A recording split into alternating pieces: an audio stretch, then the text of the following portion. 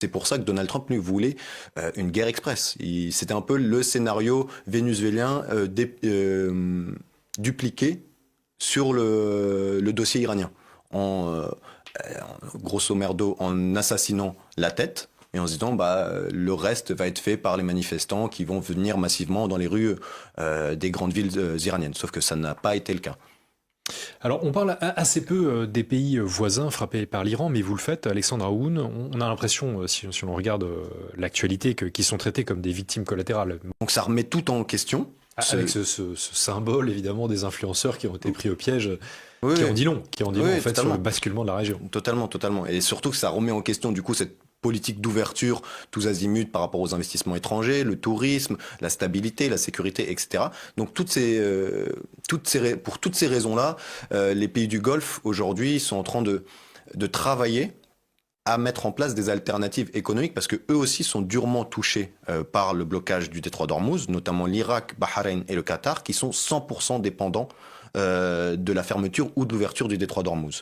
Aujourd'hui, il est question de remettre en place cette alternative saoudienne. Il y a un autre oléoduc qui permet de faire transiter du coup le pétrole jusqu'à la mer Rouge en passant par le territoire saoudien, de Daman au port de Yambou. Et il y a également une autre alternative émirati qui s'agit de contourner le détroit d'Ormuz par le territoire émirati. Donc ça, en fait, ils s'étaient un peu préparés, sauf que ce sont des alternatives coûteuses et qui ne permettent pas tout simplement d'alléger le contre-coup économique pour ces sociétés-là. Et sauf qu'il y a une partie de ces milices qui ont gardé une relative autonomie, autonomie liée à Téhéran, liée au financement de Téhéran.